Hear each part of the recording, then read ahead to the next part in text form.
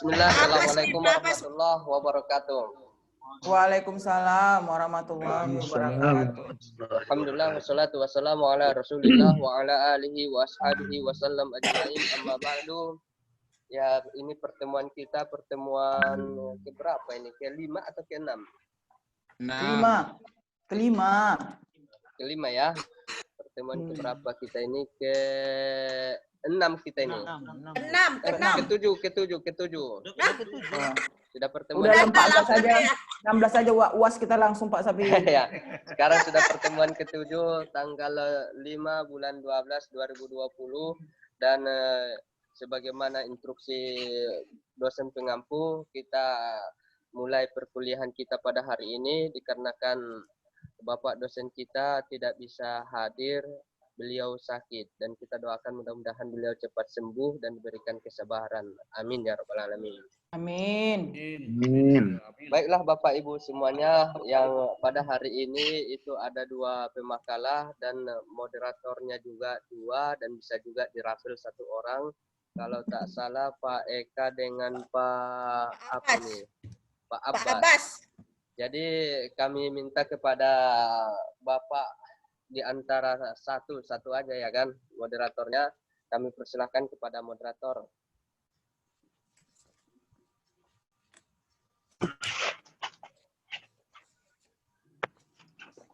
Pak Eka ini nampaknya nih, Bang Abbas baru masuk nih. Bang Abbas, gimana kabar Bang Abbas? Pak Eka lagi banyak itu apanya berkas yang bersusun.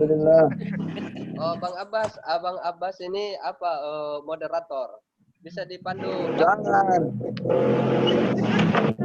Nampaknya lagi tidur ini. Bising kali di sini. Oh iya Bang. Ya, nampaknya ini Udah, kayak Kak Nun. Pak Eka ini bisa bersedia nih Pak Eka? Pak Eka lagi banyak itu berkas yang mau disusun. Dia ring 1 itu. Oh, kalau begitu apa Bu Nun Jairina lah dulu. Kak Nun, nanti kalau menang tim Eka kita dapat percikan Kak Nun. Iya, dapat kita nampaknya nih sekelas ini nanti dapat ini. Silakan Bu Nun Jairina. Ya. Jadi moderator. Moderatornya Kak Nun. Atau Kak menggantikan aku Pak pemakalah. Pak Abbas nampaknya beliau apa ini? Lagi di jalan. Tempat beliau, lagi di jalan atau gimana? Jadi Bu Nun Jairina lah. Lagi ada kerja di masjid.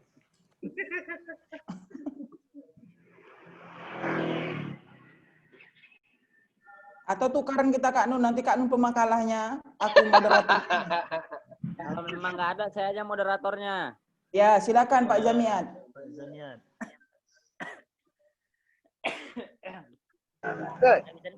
Berapa lagi tangku? Oke Pak. Assalamualaikum warahmatullahi wabarakatuh. Waalaikumsalam warahmatullahi wabarakatuh. Ya, alhamdulillah kita bisa bertemu lagi pada hari ini ya, melanjutkan perkuliahan kita dalam kuliah finansial pendidikan, sistem finansial pendidikan. Pada pagi hari ini ada 2 pemateri. Yang pertama Bapak Zulfahmi Hasipuan, ya, dengan judul Compulsory Education dan Sistem Pembiayaan Pendidikan.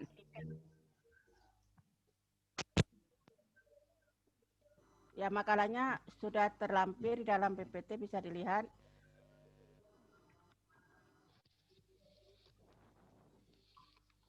Untuk mempersingkat waktu, ya kita langsung aja kepada Pak. Kok malah nggak dengar lah, Bang? Tes. Nggak dengar? Dengar. Nah, ya dipersilakan kepada Pak Zulfahmi Hasipuan untuk mempresentasikan makalahnya. Sebentar ya Bu. Lagi ada ya. Halo. Kalau suara antum dengar, kedengar sekarang. Coba. Terima kasih kepada Bunda Nun Jairina. Alhamdulillah minasyaitonirrajim. Bismillahirrahmanirrahim.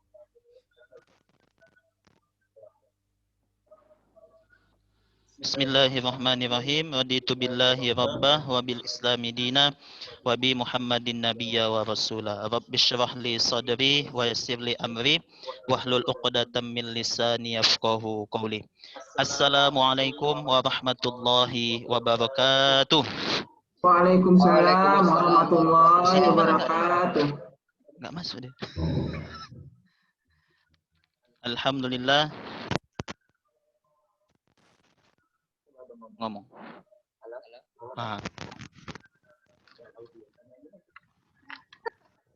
Sabar-sabar ya Bapak Ibu.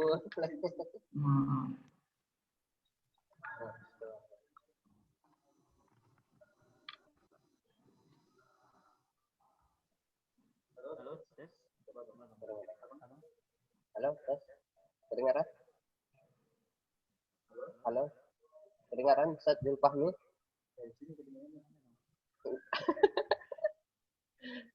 Itu speakernya di depan, Pak Fahmi. Oh.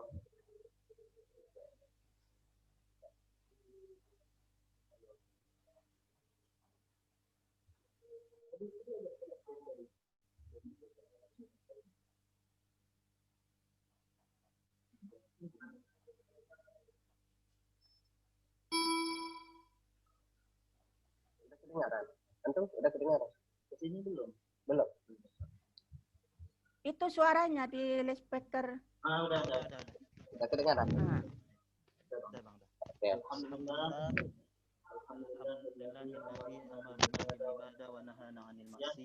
Asyhadu an la ilaha illallah wahdahu la syarikalah wa asyhadu anna Muhammadan abduhu wa rasuluh la nabiyya ba'dah.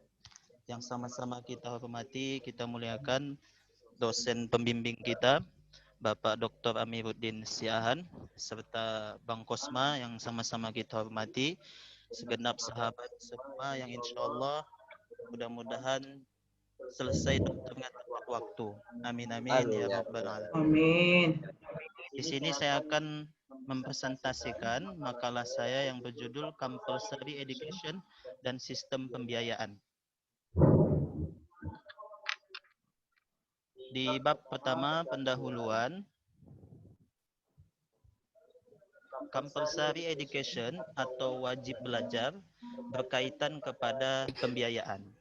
Penerapan wajib belajar di Indonesia seharusnya menjadi hal penting karena pendidikan telah diposisikan sebagai proses yang penting agar kualitas seseorang berubah menuju lebih baik.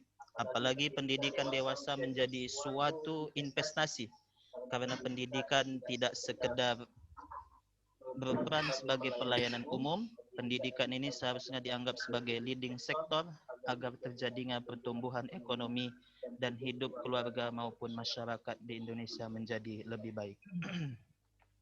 Bab 2, pembahasan Compulsory Education atau wajib belajar. Dalam bahasa Inggris bermakna compulsory education ini pendidikan wajib. Akan tetapi di Indonesia lebih dikenal dengan wajib belajar. Secara umum, wajib belajar dipahami sebagai pendidikan yang nikmatnya dapat dirasakan oleh semua anak atau peserta didik. Undang-Undang Sikdiknas nomor 20 tahun 2003 memberikan penjelasan bahwa wajib belajar itu merupakan program minimal, program pendidikan minimal yang wajib diikuti oleh seluruh warga negara Indonesia. Program ini merupakan tanggung jawab pemerintah pusat dan pemerintah daerah. Wajib belajar berdasarkan undang-undang di atas bunyinya sama dengan PP RI nomor 47 tahun 2008. Undang-undang yang menjelaskan usia wajib belajar terdapat di pasal 34 ayat 1 dan pasal 6 ayat 1. Adapun bunyinya, setiap warga negara yang berusia 6 tahun dapat mengikuti program wajib belajar. Setiap warga negara yang berusia 7 sampai dengan 15 tahun wajib mengikuti pendidikan dasar. Pasal 17 ayat 2 memberikan penjelasan bahwa pendidikan dasar bentuknya yaitu sekolah dasar dan madrasah atau MI yang sederajat serta sekolah menengah pertama, SMP dan madrasah sanawiyah MTS yang sederajat. Berdasarkan PPFI nomor 47 tahun 2008 pada bab 2 pasal 2 dapat dipahami bahwa fungsi dan tujuan dari wajib belajar yaitu yang pertama, wajib belajar berfungsi untuk mengupayakan perluasan dan meratakan kesempatan untuk setiap warga negara Indonesia mendapatkan pendidikan yang memiliki mutu yang baik. Yang kedua, wajib belajar memiliki tujuan agar pendidikan minimal dapat diberikan kepada warga negara Indonesia sehingga potensi pada dirinya berkembang untuk bisa hidup mandiri pada lingkungan masyarakat maupun melanjutkan pendidikan ke jenjang yang lebih tinggi. Negara-negara Perserikatan Bangsa-Bangsa untuk menjadikan education for all di Jom 10 tahun 1991 pada tahun 2000. Dakar membuat 6 tujuan utama dari wajib belajar. Di sini ada yang pertama, memperluas pendidikan untuk anak usia dini, menuntaskan wajib belajar untuk semua pada tahun 2015, mengembangkan proses pembelajaran atau keahlian untuk orang muda dan dewasa. Meningkatnya 50% orang dewasa yang melek huruf pada tahun 2015, khususnya perempuan, menghapuskan kesenjangan gender, kemudian yang terakhir meningkatkan mutu pendidikan. Selanjutnya, indikator yang digunakan untuk melaksanakan program wajib belajar 9 tahun agar tercapainya tujuan yang telah ditetapkan, yaitu memakai kinerja pencapaian angka partisipasi kasar atau APK, tapi bukan alat peraga kampanye ya Pak ya, dan angka partisipasi murni atau APM untuk jenjang pendidikan SD sampai SMP sebesar 90%. Angka partisipasi kasar ini persentase jumlah siswa seluruhnya terhadap jumlah penduduk usia sekolah pada jenjang tertentu. Bisa dikatakan bahwa rumus dari APK yakni itu alat angka partisipasi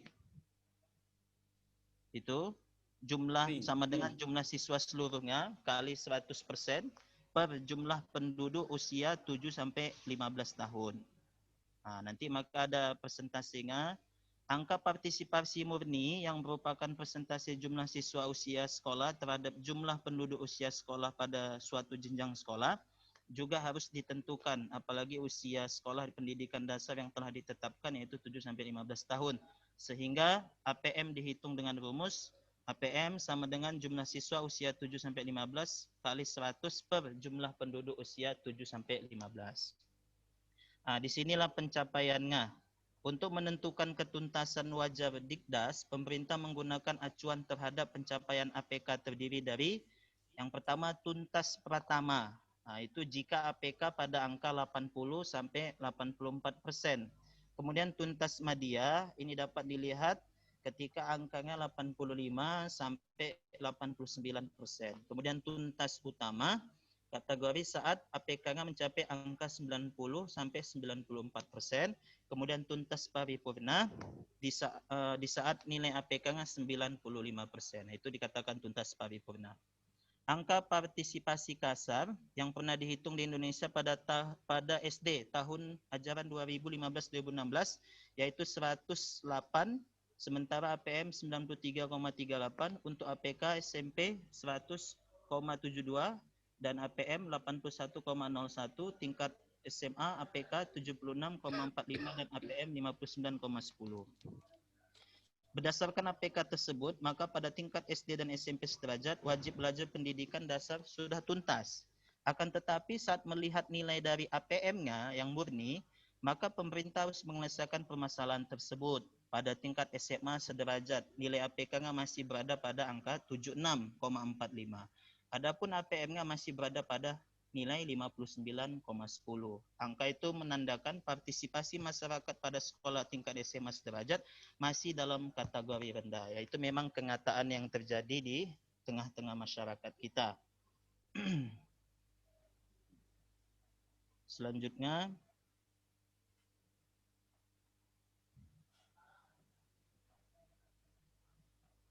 wajib belajar dalam perspektif Islam, menuntut ilmu dalam Islam menjadi kewajiban bagi setiap muslim. Ini dalilnya, yarfa'illahu alladhina amanu minkum walladhina utul ilma darajat wallahu bima ta'maluna khabir. Satu lagi itu talabul ilmi faridatun ala kulli muslimin wa wadi'ul ilmi inda ghairi ahlihi ka muqallidil khanazir jauhar, wal lu'lu'a wad dhahab. Kemudian masuk selanjutnya sistem pembiayaan pendidikan. Pembiayaan pendidikan dalam pendekatan sejarah diketahui bahwa pembiayaan pendidikan secara penuh ditanggung oleh negara dengan menggunakan kekayaan negara atau harta kolektif suatu negara. Pendidikan awal Islam di Mekah secara eksplisit sistem pembiayaan pendidikan belum ditemukan. Namun secara implisit sumber pembiayaan pendidikan dan dakwah selama di Mekah dapat diduga dari bantuan pamannya Abu Thalib dan istrinya Khadijah binti Khuwailid dan sebagian sahabat dekat. Masuk langsung ke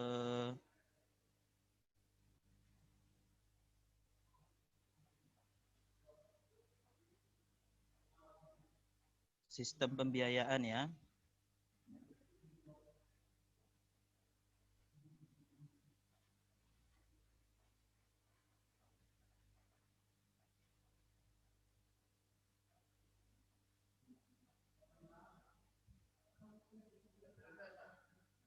Tunggu Bang. Selanjutnya tentang sistem pembiayaan sumber keuangan pendidikan. Yang pertama dari pemerintah, pembiayaan pendidikan bersumber dari pemerintah. Perlu diketahui bahwa berdasarkan data bahwa Indonesia memiliki luas wilayah area 1.910.931,32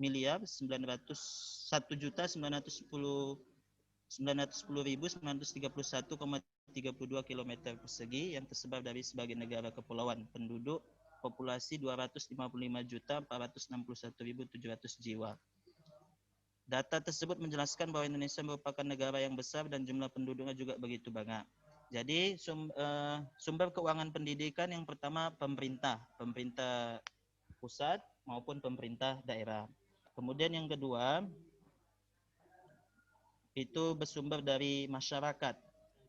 PP nomor 48 tahun 2008 tentang pendanaan pendidikan pasal 2 ayat 1 dan 2 berisi bahwa pendanaan pendidikan menjadi tanggung jawab bersama antara pemerintah pusat, pemerintah daerah dan masyarakat, di mana masyarakat yang dimaksud meliputi penyelenggara atau satuan pendidikan yang didirikan masyarakat, peserta didik, orang tua, wali peserta didik, dan pihak lain yang mempunyai perhatian dan peranan dalam bidang pendidikan.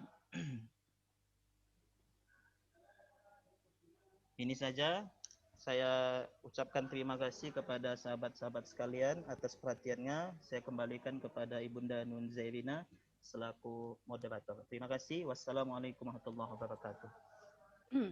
Ya, waalaikumsalam warahmatullahi wabarakatuh. Ya, demikian presentasi ya pembacaan makalah yang disampaikan oleh Bapak Zulfahmi Hasibuan. Untuk itu langsung aja kita masuk kepada sesi pertanyaan. Kami beri 2 penanya. Ya, kepada kawan-kawan dipersilakan.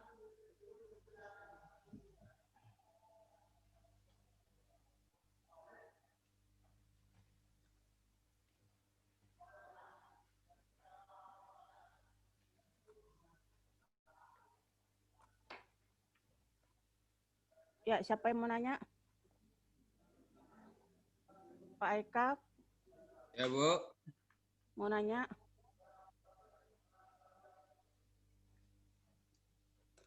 Ya, Bu.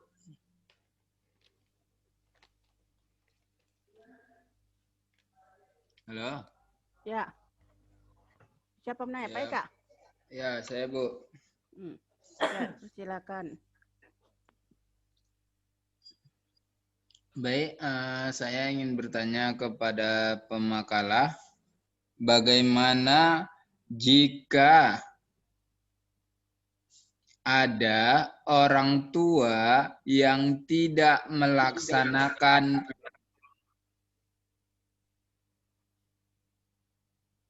Saya ulangi pertanyaannya, bagaimana jika ada orang tua yang tidak melaksanakan wajib belajar 9 tahun? Menurut menurut pemakalah dari sisi agama dan dari sisi kenegaraan, pemerintahan. Bagaimana pandangan pemakalah? Karena ada suatu kasus saya lihat di daerah ini, anaknya tidak disekolahkan, tapi anaknya disuruh ikut tahfiz, tidak wajib belajar 9 tahun. Jadi anaknya tidak menganyam pendidikan formal. Jadi anaknya dari masih kecil, umur 6 tahun, ya kan, sudah nggak sekolah dia, hanya dimasukkan tahfiz saja. Dia tidak mengenyam pendidikan formal. Bagaimana menurut pandangan pemakalah dari sisi agama dan dari sisi kepemerintahan? Oke, cukup dari saya. Terima kasih. Ya, pertanyaan dari Pak Eka, ya ini yang sesuai dengan isu yang berkembang sekarang ini ya, tentang sekolah tahfiz ya. Banyak orang tua sekarang memasukkan anaknya ke sekolah tahfiz, lebih diutamakan daripada sekolah formal ya, lembaga pendidikan formal. Nah, jadi yang ditanya sama Pak Eka, bagaimana jika ada orang tua yang tidak melaksanakan wajib belajar 9 tahun bagi anak-anaknya ya, bagaimana pandangan dari sisi agama ya dan pemerintahan. Oke. Mau langsung dijawab atau gimana Langsung Pak aja, Fahmi? Bunda. Ya. Ya, langsung. Ya, Terima silakan. kasih kepada Pak Eka yang telah memberikan tanggapan respon, yaitu sebuah pertanyaan. Bagaimana jika ada orang tua yang tidak melaksanakan wajib belajar 9 tahun, kan seperti itu, dari sudut pandang agama dan dari sudut pandang kenegaraan. Pertama kita bahas dari sudut pandang keagamaan dulu. Jadi kalau agama kan sudah mengajarkan kepada kita utlubil ilma minal mahdi ilal lahdi. Tuntutlah ilmu dari buayan sampai ke liang lahat. Kemudian tadi di makalah juga saya tulis thalabul ilmi faridatun ala kulli muslimin wa muslimat. Wajib bagi setiap muslim dan muslimat untuk menuntut ilmu. Tidak memandang usia, bahkan sampai akhir ajal kita diwajibkan untuk menuntut ilmu. Ya, tidak ada pandangan usia. Jadi kita lihat konteks dari kita sekarang, kondisi banget sekarang pesantren, pesantren tahfiz khususnya, yang hanya membuat program tahfiz saja. Jadi tamat SD dia langsung dimasukkan ke pondok pesantren tahfiz. Sama hal yang pernah saya rasakan 2 tahun di pesantren Marindal itu, Nur Zamzam, begitu juga memang. Tahfiz aja, tapi pendidikan formalnya tidak ada. Memang pernah saya sampaikan ke yayasan untuk dibuat sekolah formal, MTS atau aliyahnya. Tapi memang yang berkembang di tengah-tengah masyarakat kita memang seperti itu. Jadi pernah saya silaturahmi dengan Kakak Menak Kota Medan, Dr. Haji Impun Siregar. Ini juga jadi permasalahan banyak yang tidak ada izinnya gitu. Tidak ada izinnya dibuka sekolah pesantren tahfiz, bahkan memang dianjurkan oleh Kemenak untuk dibuat sekolah formalnya. Dari segi hukum yang ada di negara kita, memang tidak ada hukuman secara langsung. Cuman memang itulah harapan dari pemerintah kita, baik pemerintah pusat maupun pemerintah daerah, untuk diwajibkan belajar 9 tahun. Akan tetapi kenyataannya di tengah-tengah masyarakat kita, faktor yang paling utama terhambatnya wajib belajar 9 tahun ini adalah faktor finansial. Finansial pendidikan yang semata kuliah kita ini, faktor finansial atau faktor ekonomi. Jadi kita lihat sekarang apalagi pendidikan itu mahal. Kita lihat aja di MIN, bahkan di SD IT Islamic Center itu bisa sampai angka 15 juta masuknya saja. Makanya dari sinilah faktor evaluasi. Nah, ini pemerintah harus tahu bagaimana keadaan kondisi ekonomi baik di daerah maupun di seluruh Indonesia. Seperti itu. Seperti itu, Bu Nunzerina. Bang Eka, gimana Bang Eka? Ya, bagaimana Pak Eka? Atau teman-teman yang mau nambahin? Jadi, oke ya Bu, nun sedikit ya Bu. Jadi Ustadz Julfahmi, ketika negara menyarankan kita wajib belajar 9 tahun, ketika kita sebagai orang tua tidak melaksanakan itu, bagaimana kira-kira menurut pandangan agama Islam? Karena kita kan pemerintah buat anjuran bahwa wajib belajar itu 9 tahun. Ternyata kita nggak melaksanakan itu. Yang kita laksanakan hanya anak dimasukkan tahfiz, ya kan? Nah, pendidikan formalnya tidak kita jalankan. Bagaimana kira-kira menurut pandangan Islamnya, Pak Julfahmi? Apakah kita sudah melaksanakan peraturan pemerintah itu? Nantinya kan semua perbuatan yang kita lakukan itu akan dipertanggungjawabkan di mata Allah Subhanahu wa taala. Jadi karena wajib katanya, wajib belajar 9 tahun, tapi nggak kita lakukan, hanya kita lakukan masukkan tahfiz. Karena saya lihat ada tetangga saya, anaknya nggak sekolah SD, masuk tahfiz, tidak ada yang memasuki pendidikan formal. Nggak ada masuk SD, nggak ada masuk SMP, 3 anaknya semua dimasukkannya tahfiz. Nah, hanya belajar menghafal gitu. Gimana kira-kira menurut pandangan Islamnya dengan kewajiban negara yang menyuruh wajib belajar 9 tahun? Ya, dari segi pandangan Islam tadi kan Bang sudah saya sampaikan, memang wajib kan begitu, dari utlubul ilma minal mahdi ilal lahdi. Jadi kewajiban inilah yang membuat dasar bagi kita agama Islam sampai kapanpun, kan gitu, untuk menuntut ilmu atau mengenyam pendidikan. Akan tetapi di peraturan pemerintah atau kenegaraan yang sudah tertuang itu kan hanya sampai 9 tahun gitu ya. Kalau dibilang tamat MTS, tamat SMP.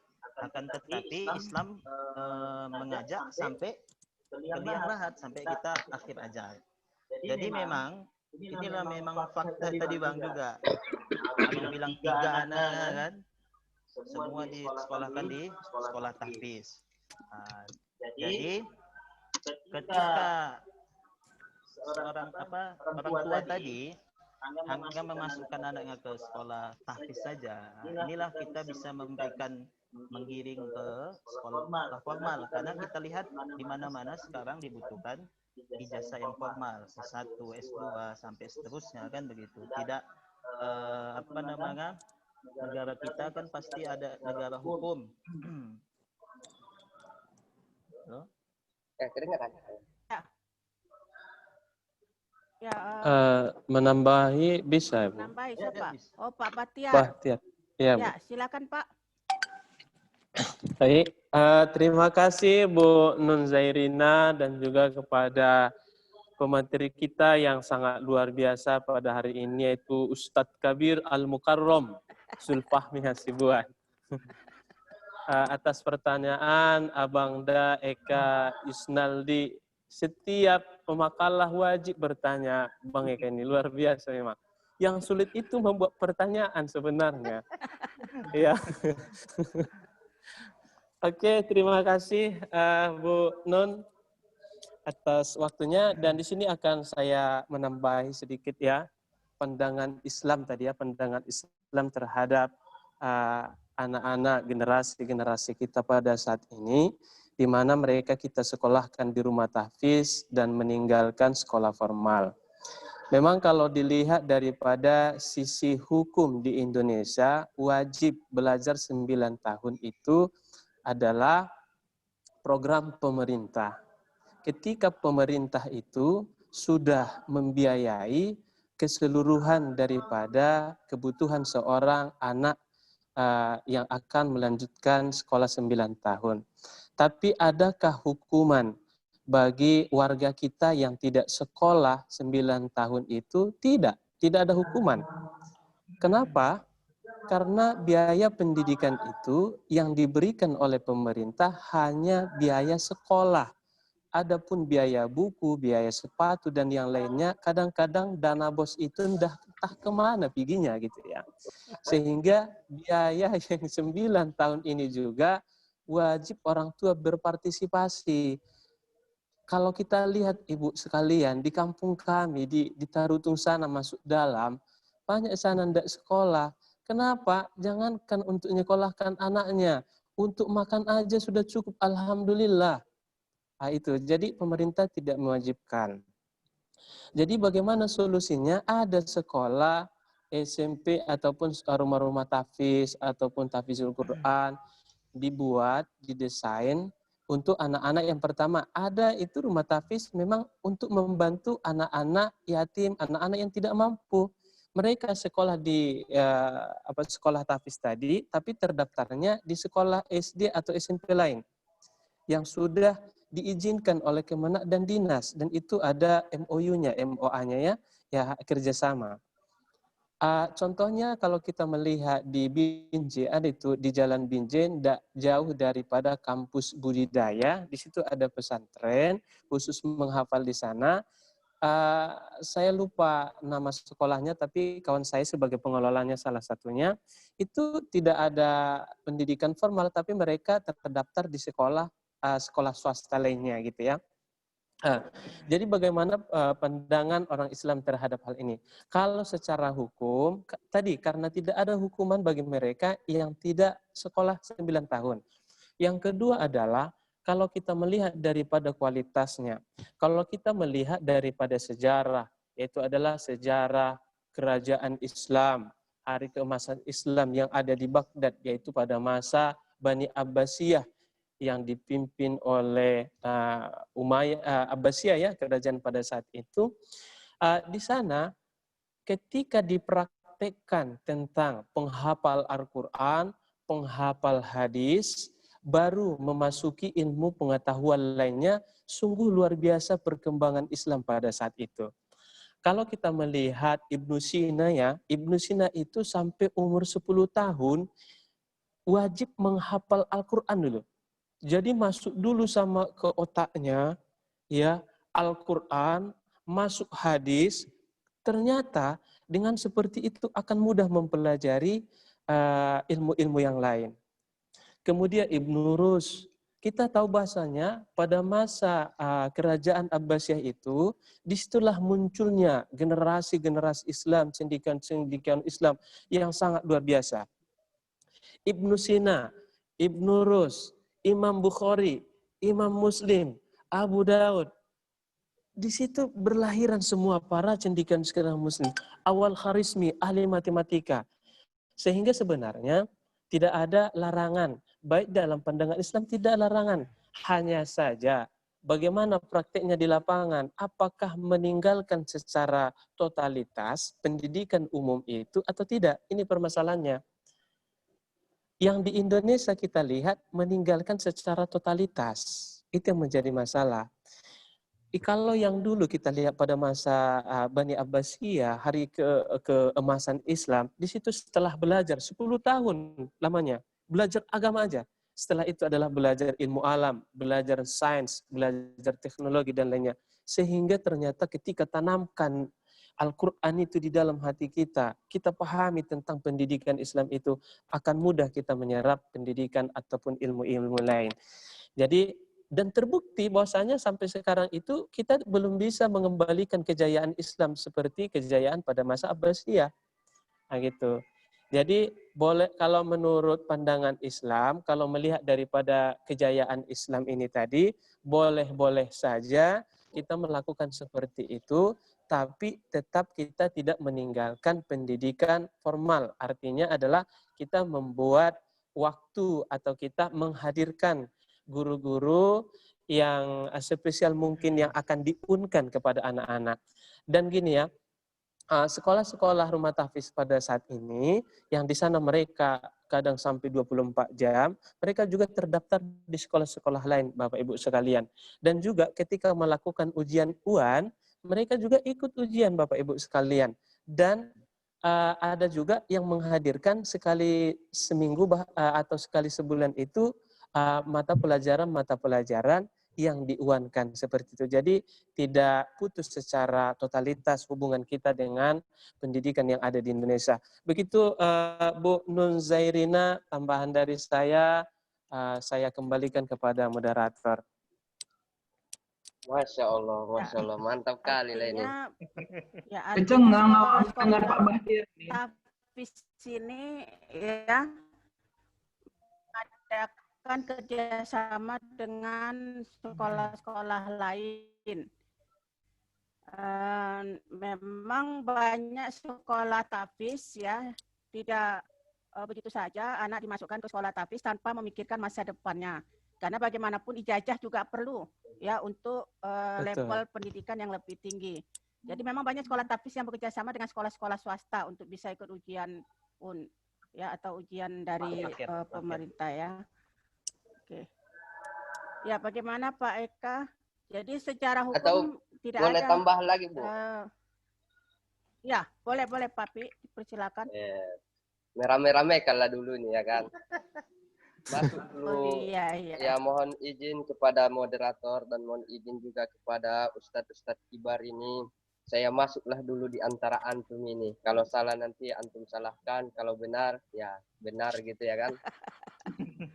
Jadi kalau yang saya pahami dari pertanyaan Pak Eka tadi itu, apakah seseorang yang sekolah di non formal tadi, contohnya seperti tahfidzul Quran, berdosa melanggar aturan negara yang mewajibkan 9 tahun sekolah, iya kan? Itu maksud Bapak tadi ya?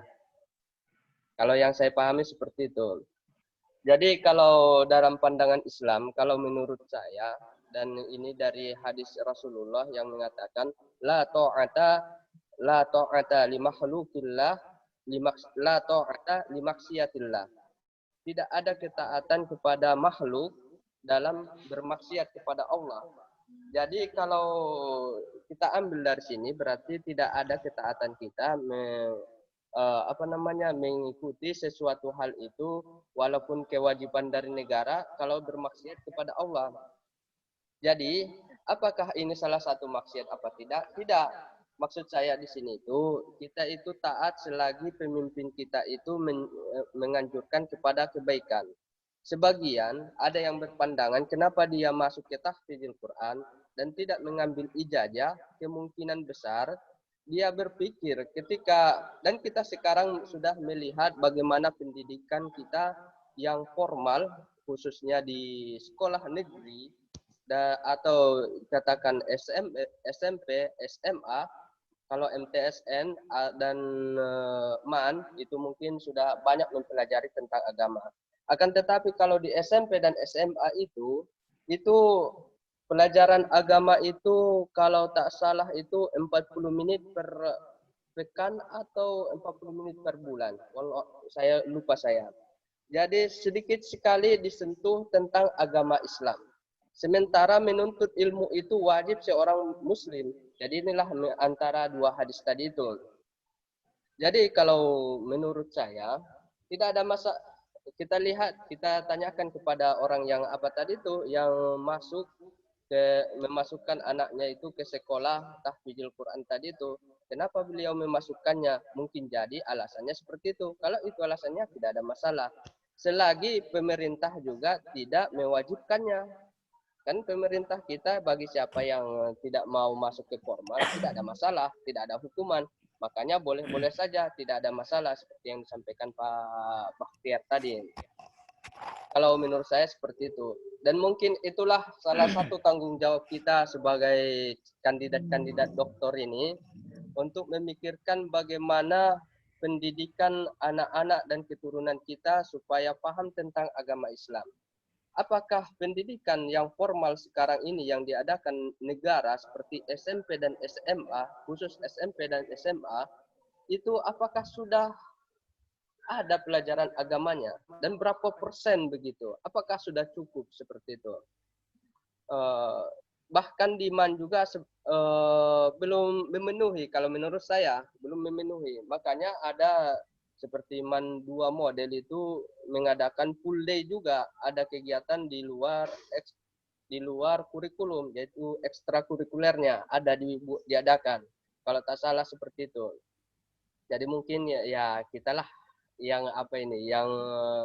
untuk merubah pola pikir tadi itu.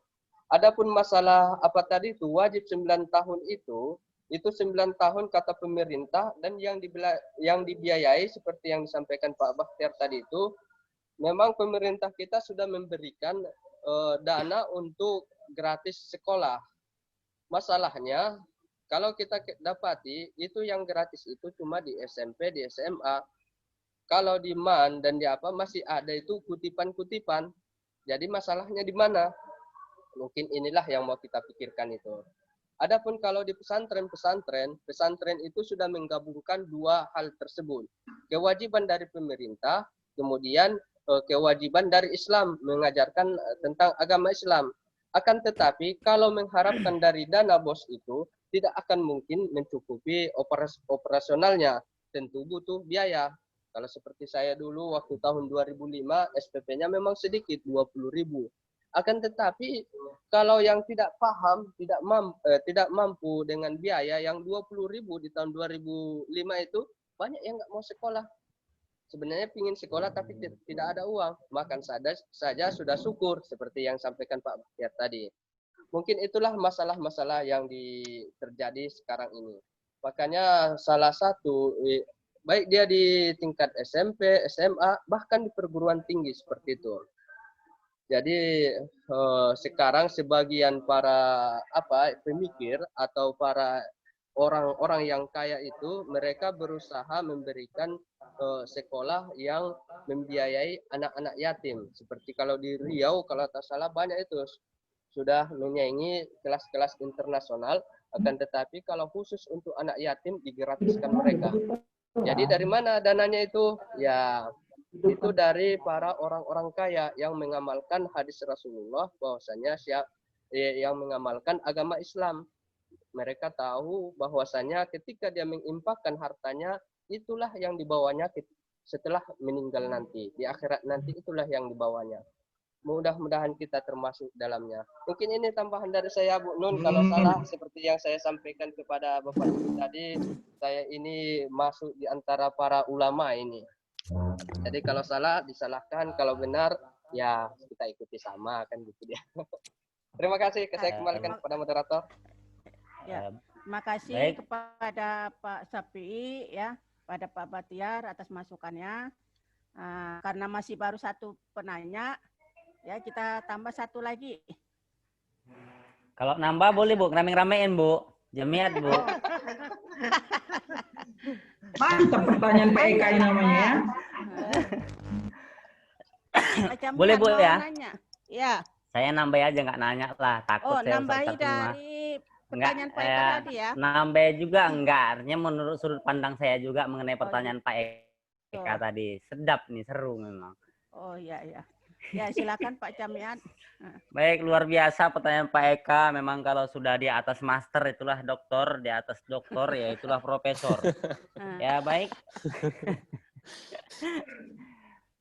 Luar biasa dari tanggapan-tanggapan para ustadz juga luar biasa. Tapi saya menurut sudut pandang yang sudah saya jalani ya mengenai pertanyaan Pak Eka tadi mengenai bagaimana sih kalau seandainya menghafal Quran tidak sekolah formal dan lain sebagainya, tidak mengikuti wajib belajar 9 tahun. Saya ketepatan di rumah ini kan punya pembinaan, pusat pelatihan Al-Quran dan Hadis. Nah, artinya di sini semua cabang daripada yang Bapak sampaikan, salah satu di antaranya adalah tahfizul Quran. Nah, berbagai macam latar belakang karakter, mulai dari TK, SD, SMP, SMA, bahkan kuliah juga sudah masuk di pembinaan kita. Ada memang sebahagian anak yang belajar tempat kita itu dia tidak masuk formal di sekolah formal, tapi dia menghafal di Quran. Namun secara umum mereka tetap mengikuti ujian. Itulah paket A, B, C. Ya, paket SD, SMP dan SMA. Dan ketepatan juga saya di rumah membuka paket pusat pelatihan PKBM, Pusat Kegiatan Belajar Masyarakat di Kabupaten Deli Serdang, dan sudah terdaftar di Kemenkumham, sudah terdaftar di Kesbangpol dan lain sebagainya. Nah, secara otomatis itu menunjukkan bahwasanya sudah belajar 9 tahun secara umum, dan bahkan kalau untuk di Sumatera Utara yang saya lihat atau yang kita bersama rekan-rekan termasuk Ustaz Zulfahmi juga, beliau termasuk mentor dari Hafizul Quran 1 juz 4 hari pakarnya juga beliau itu kan, pura-pura tak tahu aja beliau itu. Jadi ternyata muridnya juga itu ikut paketnya itu ya kan Ustaz Jul? Iya. Secara umum seperti itu. Jadi artinya berkaitan juga dengan Ustadz Syafi'i tadi memberikan komentar yang luar biasa. Memang benar, prinsipnya gini. Kalau kita mencari dunia ini, mencari akhirat, dunia pasti dapat. Ketika kita mencari dunia, akhirat belum tentu dapat. Layaknya seperti kita berkebun, ketika kita menanam padi, pasti rumput akan tumbuh. Namun kalau kita menanam rumput, padi tidak akan tumbuh. Artinya ketika hari ini kita mengenyam pendidikan-pendidikan agama itu, insya Allah dunia pasti dapat Pak Eka. Itu menurut sudut pandang saya. Atiullah wa atiur Rasul wa ulil amri minkum. Semuanya insya Allah itu dapat, yakin dan percaya. Mengenai pemerintah tadi dan lain sebagainya sudah dijelaskan juga sama Pak Eka, dana belajar 9 tahun sudah mungkin. Itu mungkin sekedar informasi yang terkini, aktual, faktual, tajam dan terpercaya dari saya. Terima kasih. Ngeri kali, Pak. Luar biasa. Luar biasa. Aduh, nggak tahan dengar kata-kata Pak Camiat ini. Ya Allah, ya Rob. Jadi kalau nanam rumput belum tentu tumbuh padi Kak Nun. Tapi kalau nanam padi pasti tumbuh rumput. Ampun Bunda. Rezeki nggak akan ketukar, buku. Selanjutnya ada yang mau nanya lagi nih. Jadi makanya Kak, jangan sibuk kok jadi pansel. Kalau udah retak tangan tuh di sini, jadi apa? Jadi apa lah itu?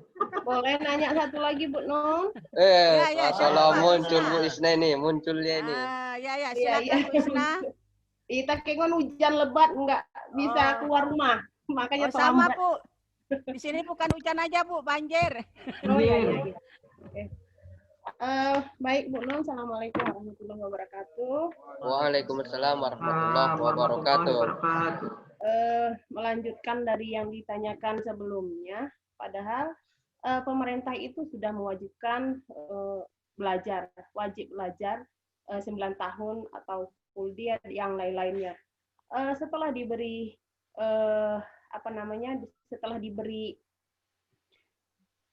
peraturan oleh pemerintah bagi anak didik itu wajib belajar dan dibiayai tuntas, yang menjadi pertanyaannya, kenapa masih ada orang tua yang enggan memasukkan anaknya untuk sekolah? Kenapa? Padahal itu sudah, pertama peraturannya sudah wajib belajar, yang kedua dibiayai, dan syarat-syarat lainnya harus tuntas, misalnya memiliki ilmu pengetahuan baik umum maupun agama dan yang lain-lainnya. Apa alasan orang tua itu masih enggan memasukkan anaknya untuk mencari ilmu pengetahuan itu? Itu satu. Padahal itu sudah dibarengi antara kedua belah pihaknya, diberi jalan, diberi arahan, diberi pembiayaan begitu. Kenapa masih ada orang tua itu enggan memasukkan anaknya itu untuk melanjutkan pendidikan? Bukan hanya dalam satu pihak seperti yang ditanyakan sebelumnya, memasukkan ke pesantren, tahfiz itu namanya sudah menganjurkan pembelajaran. Yang ditanyakan di sini, kenapa masih ada orang tua mungkin yang daerah-daerah termarginalkan dan yang lainnya, apa alasannya masih enggan memasukkan anaknya untuk menuntut ilmu? Itu yang pertama. Yang kedua, Pak Jul Fahmi, kalau sudah masuk sekolah berarti ada target gitu. Kalau udah punya target gitu, kenapa harus ada target pemerintah itu? Kalau nilainya sekian baru nanti boleh melanjutkan di sini. Terus kalau umurnya harus pas dengan tahun kelahirannya harus gini, kalau tidak diterima. Kenapa terjadi seperti itu lagi di negara kita? Terima kasih, kami kembalikan kepada moderator dan hanya cocok buat disertasi ini judulnya nih. Ya, terima kasih. Terima kasih pada Bu Isna. Nah, di sini ada 2 pertanyaan ya. Yang pertama, kenapa sih masih ada orang tua yang tidak mau memasukkan anaknya ke sekolah ya? Nah, apa alasannya? Ya, apa alasannya? Sementara sudah ada bantuan dari pemerintah, ya. Kenapa masih ada juga orang tua yang tidak memasukkan anaknya ke sekolah? Kemudian yang kedua, apa target? Kenapa harus ada ditetapkan target, ya, batasan usia anak harus masuk sekolah. Kenapa harus dibuat seperti itu? Ya, langsung aja kita persilakan pada Pak Fahmi untuk menjawab pertanyaan dari Bu Isna. Ya, terima kasih kepada Bunda Isnawati yang belum mudanya. Masih muda lagi gitu. Masih muda ya? Masih muda ya? Enggak muda lagi. lagi. Kalau di Indonesia 50 pun masih muda itu, Bu. Iya gitu. Oh, baiklah kalau begitu. Ya, pertanyaan yang cukup bagus ya tentang bagaimana kenapa orang tua masih enggan memasukkan anaknya ke sekolah, sedangkan alhamdulillah pemerintah baik pemerintah pusat maupun pemerintah daerah telah mengucurkan dana untuk bantuan pendidikan. Tapi kan kita lihat Bu, di negara kita ingin memasuki sekolah negeri itu tidak segampang membalikkan telapak tangan, karena proses terutama proses persyaratan, baik persyaratan berkas, persyaratan pendidikan yang termasuk itu ujian. Bahkan bukan hanya di negeri saja, di sekolah-sekolah swasta yang bonafit, yang dia alhamdulillah nilai pendidikannya bagus, juga membuat seleksi-seleksi. Jadi ketika tidak lulus di sekolah negeri atau tidak mencapai apa yang diharapkan orang tua, akhirnya the option yang selanjutnya itu ke sekolah swasta. Kita tahu sekolah swasta ini kan ada yang memang gratis, ada juga yang memakai makan biaya. Jadi faktor ekonomi inilah salah satu utama. Dia mikir berapa uang jajannya, kemudian berapa uang transportnya, ongkosnya, kemudian lagi uang buku dan yang lain sebagainya. Ini faktor yang membuat orang tua akhirnya memikir beberapa kali. Ini saya masukkan, saya lanjutkan ke sekolah yang selanjutnya. Sama saya temukan di anak-anak remaja kita sekarang, kenapa nggak kuliah? Biaya Ustaz katanya. Ini faktor ekonomi terutama. Kemudian yang kedua faktor pendidikan. Pendidikan siapa? Orang tua. Karena kan di dalam Islam itu kan tarbiyatul al-ula itu adalah tarbiyatul walidainnya, pendidikan orang tua. Ayah dan ibu lah yang menjadi pendidiknya. Jadi ketika orang tuanya faktor pendidikannya kadang tidak tinggi, akhirnya membuat anak pun juga tidak ikut. Anak ayahku tamat SMA katanya, SMP, adalah cukup lah ikut ayah aja. Ini faktor pendidikan orang tua. Kalau pendidikan orang tua alhamdulillah bagus, maka anak-anak pun akan insya Allah akan melanjutkan pendidikan ke jenjang yang lebih tinggi. Kemudian faktor keluarga. Di sekelilingnya itu juga mungkin karena tidak ada yang sarjana, master atau doktor, maka akhirnya mindsetnya pun, pemikirannya pun juga ya cukup di sini sajalah. Kemudian yang terakhir faktor masyarakat atau faktor bergaul gitu. Ketika bergaul nggak salah, maka salahlah pendidikan dia juga kan. Akhirnya mindsetnya, pemikirannya ikut teman. Banyak saya temukan juga seperti itu gitu. Anak-anak remaja tidak melanjutkan atau menyelesaikan studinya di sarjana S1 karena terikut teman, faktor pergaulan. Seperti itu Bunda. Kemudian target-target, halo? Mati Bang? Tapi kok mati? Ya, lanjut. Kedengaran suaranya. Oh lanjut. Oh ya. Target yang pertanyaan yang kedua tadi gimana Bunda? Target-target yang di kan yang sudah memasukkan anaknya sekolah gitu kan, ada lagi aturannya tertentu lagi. Kalau sudah masuk sekolah, misalnya dari TK ke SD itu misalnya kan, atau dari RA ke apa namanya ibtidaiyah itu umurnya harus sekian. Kalau enggak lebih 1 bulan maka ditundakan, lewat 1 bulan ada ininya begitu. Itu udah masuk. Setelah masuk mau tamat, ada target lagi. Kalau nilainya tidak sampai sekian persen, maka tidak boleh lanjut begitu. Kenapa harus ada yang seperti itu di balik kebijakan-kebijakan yang sudah ada? Iya, betul Bunda. Iya. dari segi kita lihat peraturan yang telah ditetapkan oleh pemerintah, baik pemerintah pusat maupun pemerintah daerah, dari segi positifnya memang luar biasa, Bu. Karena ketika ada pencapaian, ya kan, pencapaian mutu, kalau kayak di sekolah itu ada nilai apa yang terendah gitu. Siapa yang di bawah nilai terendah itu maka dikatakan tidak lulus gitu kan, maka dicari. Sama seperti kita di kuliah di UIN ini, siapa yang dapat nilai D maka ngulang kan begitu, ngulang dia mata kuliahnya. Jadi pencapaian target yang telah ditetapkan baik itu pemerintah pusat, pemerintah daerah atau lembaga pendidikan yang ada di Indonesia. Contoh seperti pendidikan waktu saya di Bontor ya, di Ponorogo, Jawa Timur, itu nggak ada UN, Bu. UN nggak ada, Bu. Bagi Gontor nggak ada UN gitu. UN kalau di Indonesia kan, makanya kurikulum kita nggak kurikulum yang dibuat Indonesia. Kita kurikulum sendiri, Tarbiyatul Kuliyatul Muallimin al-Islamiyah. Jadi UN itu semua mata pelajaran di UN kan gitu. Jadi ada lembaga-lembaga yang membuat target-target khusus gitu. Bahkan sebelum dia selesai tamat dari pesantren, dibuatlah dia micro teaching. Jadi seperti tes ngajar sebelum tamat dari pesantren, seperti itu.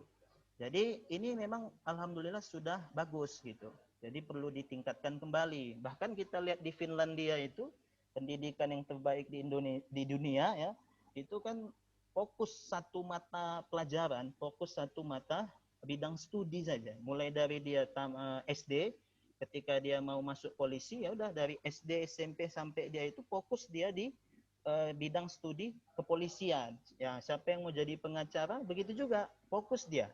Nah, kalau kita kan di Indonesia, SD aja mungkin ada 15 pelajaran. Cuma pikiran entah kemana-mana ya kan, Bu. Nah, kita misalnya kan S3 ini, semester 1 4 mata kuliah, nanti semester 2 4 mata kuliah, semester 3 4 mata kuliah, walaupun memang kita fokus di pendidikan kan begitu, pendidikan Islam. Nah, inilah yang bisa kita positif yang bisa kita ambil dari Finlandia juga. Mereka lebih mengkhususkan satu mata pelajaran atau satu bidang studi, maka akhirnya nanti pencapaiannya, target yang mereka inginkan, ketika nanti si anak ini mau jadi polisi yang memang benar-benar polisi, bukan polisian kan gitu, polisi minta-minta kan. Nah, ketika dia mau jadi pengacara, maka pengacara yang memang pengacara yang kompeten di bidangnya, begitu. Nah, profesor pendidikan, profesor ilmiah, kimia, maka kompeten di bidangnya. Itu tergantung pemerintah negara masing-masing seperti itu. Nah, ini yang saya pelajari Finlandia itu seperti itu, Bunda. Jadi makanya alhamdulillah pencapaian target Indonesia pendidikannya ada ditetapkan nilai UN harus sekian, nilai tamat SMP UN-nya sekian, harus sekian, yang SMA sekian, mau masuk sekolah negeri pun baik itu SMA negeri harus minimal rata-ratanya sekian. Itu memang bagus untuk pencapaian target. Jadi pencapaian target yang ada sudah ditetapkan bahkan sudah berjalan selama ini, ya, evaluasi pasti ada kan begitu. Apalagi di dunia organisasi atau organisasi pendidikan, organisasi kelembagaan ada namanya POAC, Planning, Organization, Action, Controlling, Evaluation, kan begitu. Maka yang terakhir evaluation itu apa evaluasinya? Ada banyak siswa atau sekolah yang tidak mencapai target yang diharapkan, yang telah ditetapkan oleh pemerintah. Maka dengan minimnya atau tidak tercapainya target tersebut, apa evaluasinya? Seperti itu, Bunda. Ya, oke. Ya, terima kasih kepada Pak Zulfahmi Hasibuan. Ya, bagaimana Bu Isna? Baik, diterima kalau yang target tadi kan. Tetapi kalau yang pertama tadi, Bu Isna. Iya, Bu Isna. Ya, Bu, ini ada satu materi lagi kita nih Bu Isna. Oh iya. Kasihan, saya sabar menunggu. Enggak, Kak Nun. Awak sabar menunggu, Kak Nun. Sabar. Apa yang ada Bapak Ibu yang mau menambahkan lagi? Silakan. Oke, terima ya Bu Nun. Nanti lewat sabarnya Bu Pau. Ya lah baik kalau begitu. Sabar saya Bu Is. Sabar saya Bu Isna. Ya presentasi nih Bu Isna ya. Iya.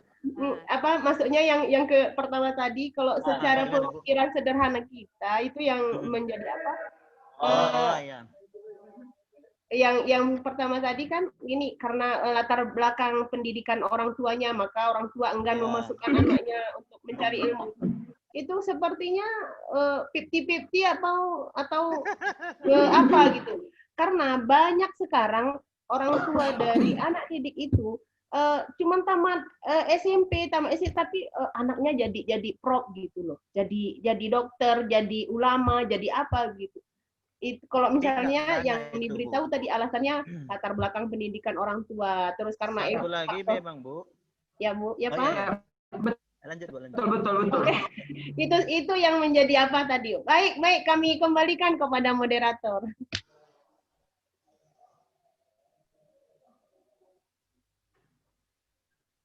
Kami kembalikan kepada Bu Nun Jairina atau Pak Jul Fahmi Hasibuan, kami kembalikan. Tutup aja. Moderator aja. Moderator Bu. Silakan Ya. moderator. Oke. Ya, terima kasih Bu Isna. Masalah pendidikan ini memang berpulang kepada orang tua ya. Yang namanya keberhasilan pendidikan anak ya itu tergantung dari pendidikan anak-anaknya. Kalau orang tua tamatan SD, usahakan anak tamatan SMP. Kalau orang tua tamatan SMP, anak harus tamat SMA. Kalau orang tua tamat SMA, usahakan anak tamat kuliahnya. Dan kalau bisa pun anaknya bisa profesor. Amin. Kalau anaknya berhasil satu level di atas orang tua, berarti itu adalah orang tua yang berhasil. Amin ya Allah. Terlepas dari kenapa masih ada orang tua yang tidak memasukkan anak ke sekolah, itu berpulang dari banyak faktor, ya faktor yang melatar belakangnya. Oke, sekian saja ya pemateri pertama dari Pak Julfahmi Hasibuan. Kita akan lanjutkan kepada pemateri kedua Bu Fauziah Nasution. Ya, saya serahkan kepada Pak Eka sebagai moderator. Eka Yusnaldi, mana Pak Eka nih? Oh, saya pikir maaf. Tadi saya pikir Bu Nun yang moderatornya. Maaf Pak Eka. Maaf Pak Ustadz, menyalahi. Saya kembalikan sama Bu Nun Jairina dan Pak Julfahmi. Rupanya Pak Eka moderator. Oh maaf. Enggak, yang pertama tadi saya moderatornya Bu. Iya Bu. Ya Bu. Ya Bu. Sekarang masuk pemateri kedua. Moderatornya Pak Eka. Ya, Assalamualaikum warahmatullahi wabarakatuh. Waalaikumsalam warahmatullahi wabarakatuh. Baik Bapak Ibu sekalian, kita masuk ke materi kedua untuk diskusi hari ini. Saya sebagai moderatornya dan pemakalahnya itu Bu Fauziah Nasution. Adapun materi diskusi kita yang kedua hari ini yaitu pendidikan sebagai human investasi yang akan dibawakan oleh pemakalah Bu Fauziah Nasution. Kepada Bu Fauziah Nasution kami persilahkan dengan segala hormat. Baik, bismillahirrahmanirrahim. Assalamualaikum warahmatullahi wabarakatuh. Yang sama-sama kita hormati Bapak Dr. Amiruddin Jahani, MPD, selaku dosen pengampu mata kuliah finansial pendidikan, dan kawan-kawan sekalian yang saya sayangi. Terima kasih saya ucapkan kepada kita semua yang mana pada kesempatan ini memberikan waktu kepada saya untuk memaparkan makalah saya ya dengan judul Pendidikan sebagai Human Investasi. PowerPoint-nya nampak Bapak Ibu? Nampak Bu. Oke. Sebagai bangsa modern, ya, Indonesia juga sangat ingin meningkatkan kualifikasi pendidikan rakyatnya untuk taraf internasional dan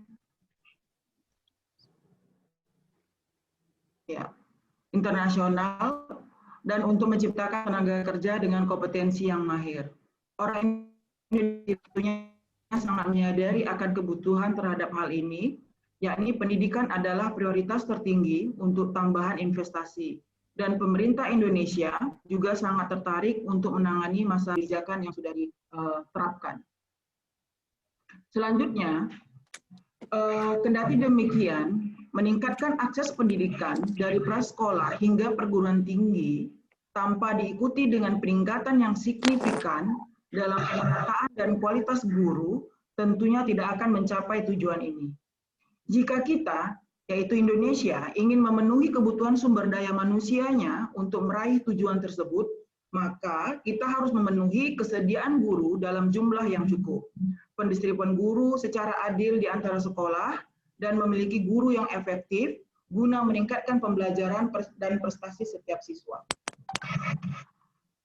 Makalah ini akan membahas ya bagaimana Indonesia menangani kebutuhan sumber daya manusianya melalui perluasan akses pendidikan dan pemerataan serta masalah kualitas guru yang dapat menghambat tujuan yang ingin kita capai. Maka dalam makalah saya ini pada bagian 2 itu menyajikan latar belakang secara konseptual untuk pendidikan sebagai investasi sumber daya manusia. Bagian ketiganya membahas potensi dan tantangan sumber daya manusia Indonesia. Bagian keempat membahas cara untuk meningkatkan sumber daya guru Indonesia. Dan bagian kelima itu adalah kesimpulan dan beberapa saran yang dapat saya sampaikan atas pemaparan makalah saya ini. Selanjutnya, di bagian kedua, bagian pertama itu adalah pendahuluan yang tadi saya sampaikan. Bagian kedua, pendidikan sebagai investasi sumber daya manusia. Subbagian ini terdiri dari 2, tapi saya akan menjelaskan satu persatu. Yang pertama, subbagian dari pendidikan sebagai investasi sumber daya manusia itu adalah sumber daya manusia dan pendidikan. Sumber daya manusia adalah perolehan pengetahuan, keterampilan, dan kompetensi lainnya yang memiliki nilai ekonomi, terutama di negara-negara yang secara teknis sudah maju. Itulah sumber daya manusia. Dengan berinvestasi pada rakyatnya melalui pendidikan dan pelatihan, maka negara dapat memperbesar berbagai pilihan yang untuk tersedia bagi warganya, meningkatkan kesehatan dan ekonomi mereka, serta memperluas ekonomi dan kesejahteraan nasional. Pendidikan meningkat sumber daya manusia secara akademis, politik, dan ekonomi. Yang kedua, ya subbagian yang kedua, penelitian tentang pendidikan dan sumber daya manusia, ya, tentang sumber daya manusia, bukan analisis tentang peran pendidikan terhadap pertumbuhan ekonomi, seperti yang dilakukan, seperti konteks pengembangan akuntansi tanpa sumber daya manusia, yang selanjutnya teori pertumbuhan endogen sumber daya manusia, total faktor produktivitas yang secara empiris mempertimbangkan peran pendidikan terhadap pertumbuhan ekonomi, dan ini juga sudah dianalisis secara tingkat mikro. Ya.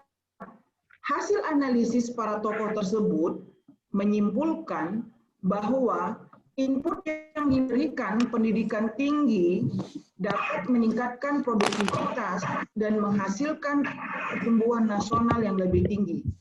Selanjutnya, ilmu pengetahuan yang semakin maju itu dapat memberikan kontribusi 23% terhadap pertumbuhan, dan ini adalah contohnya di negara Amerika Serikat di waktu tahun 1950 hingga 1962. Sumbernya Denison 1967. Selanjutnya, pada dekade terakhir, ya, perkembangan dalam penelitian empiris juga menunjukkan bahwa kualitas tenaga kerja secara signifikan dan positif berhubungan dengan pertumbuhan ekonomi bangsa. Dan ini diukur dengan keterampilan kognitif dengan menggunakan instrumen prestasi internasional. Jadi kualitas tenaga kerja itu sangat signifikan sekali atau sangat berarti sekali berhubungan dengan pertumbuhan ekonomi bangsa. Selanjutnya, hasil penelitian tersebut menegaskan bahwa keterampilan kognitif tenaga kerja sangat penting dalam menghasilkan pertumbuhan ekonomi. Ya, saya masuk kepada bagian ketiga, yaitu tantangan sumber daya manusia di Indonesia. Subbagian ketiga terdiri dari lemahnya daya saing Indonesia.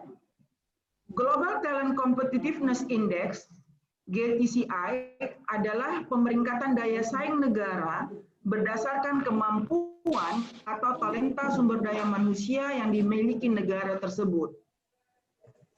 Saya akan menampilkan diagram, ya, yang mana menunjukkan negara ASEAN yang memiliki SDM yang memiliki kemampuan dan talenta yang tinggi adalah sebagai berikut. Ya, ini berdasarkan data Global Talent Competitiveness Index 2019 bahwa negara yang memiliki daya saing yang tinggi SDM-nya itu adalah Singapura. Yang kedua Malaysia, yang ketiga Brunei Darussalam, yang keempat Filipina, yang kelima Thailand, dan kita ada urutan atau posisi yang keenam. Indonesia, baru Laos, Vietnam, dan Kamboja. Selanjutnya, kondisi pendidikan Indonesia.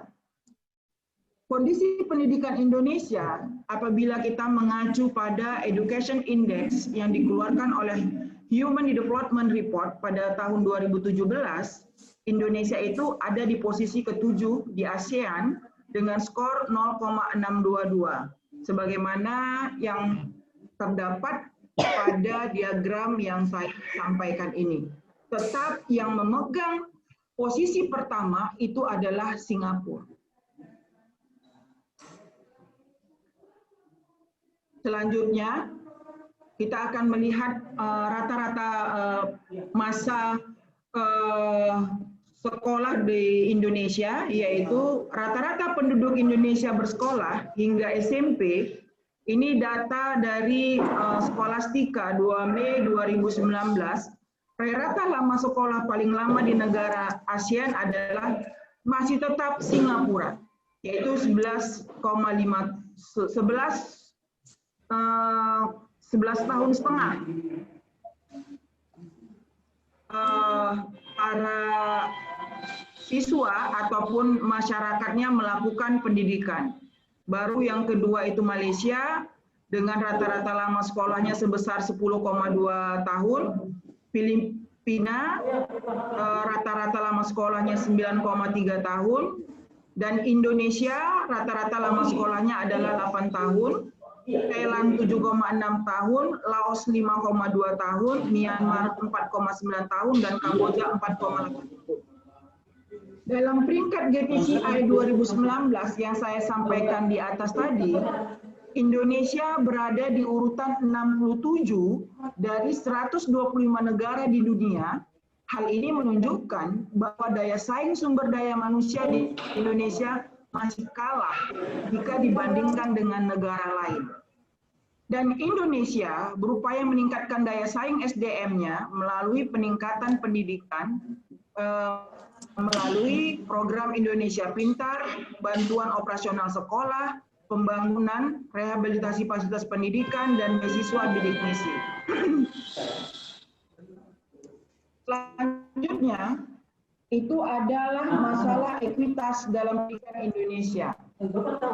Ketidakadilan pendanaan juga menjadi salah satu alasan besarnya ukuran kelas di sekolah dasar. Indonesia cenderung tidak menginvestasikan sumber daya, baik sumber daya personil, baik sumber daya materi, ke sekolah dengan siswa berkebutuhan tinggi.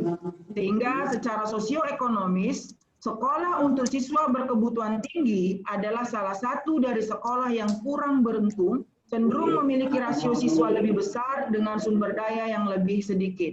Ini sama-sama kita rasakan bahwasanya sekolah-sekolah yang mungkin yang terdapat di daerah-daerah itu akan memiliki dalam artian jumlah siswa berkebutuhan tinggi itu akan menunjukkan satu kelas itu memiliki siswa yang banyak dan ditangani oleh guru yang sedikit. Dan selanjutnya itu adalah masalah kualitas guru dalam pendidikan Indonesia. Global Education Monitoring Report tahun 2016 menunjukkan angka indeks pembangunan manusia IPM dari United Nations Development Program UNDP 2016, Indonesia hanya meraih 0,689 dan berada di peringkat ke-113 dari 188 negara. Begitu pula data UNESCO dalam Global Education Monitoring tahun 2016 menempatkan pendidikan di Indonesia berada peringkat ke-10 dari 14 negara berkembang dan komponen gurunya menempati urutan ke-14 dari 14 negara berkembang di dunia. Hingga di sini dapat saya simpulkan mungkin kita memiliki masalah dalam kompetensi guru. Persoalan rendahnya kualitas pendidikan di Indonesia tentu tidak bisa kita jawab dengan mengubah kurikulum atau bahkan mengganti materi atau mengganti menteri atau dirjen, tetapi kualitas pendidikan hanya bisa dijawab oleh kualitas guru. Guru yang profesional lah dan yang berkualitas lah yang dapat menjawabnya.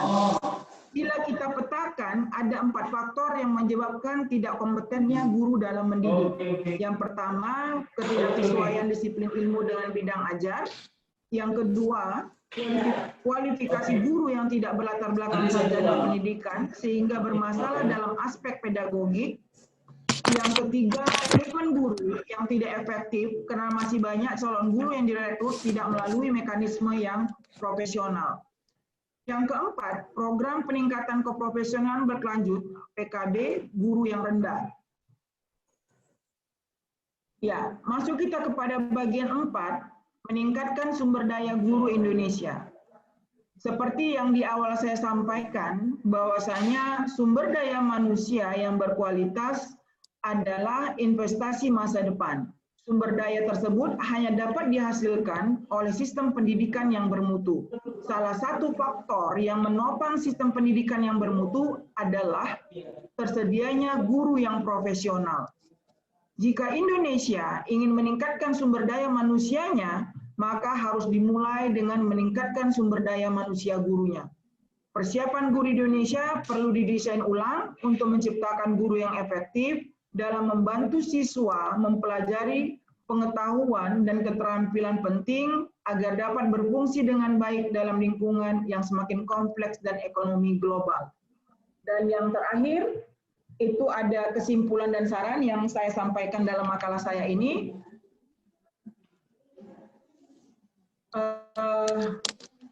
Yang pertama, hubungkan teori ke praktek dalam persiapan guru.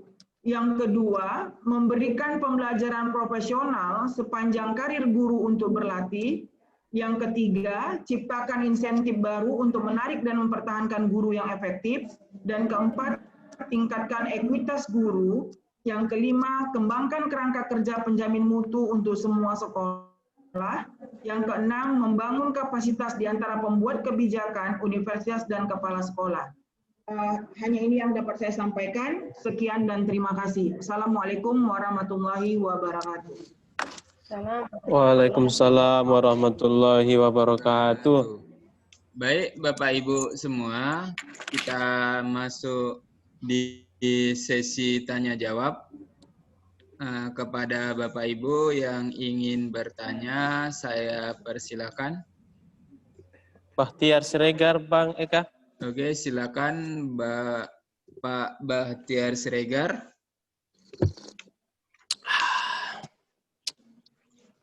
Assalamualaikum warahmatullahi wabarakatuh. Waalaikumsalam warahmatullahi wabarakatuh. Ya, pertama kita hormati sama-sama yaitu dosen pembimbing kita yaitu Bapak Dr. Amiruddin Syah. Semoga beliau sehat selalu dan selalu memberikan ilmu pengetahuan kepada kita.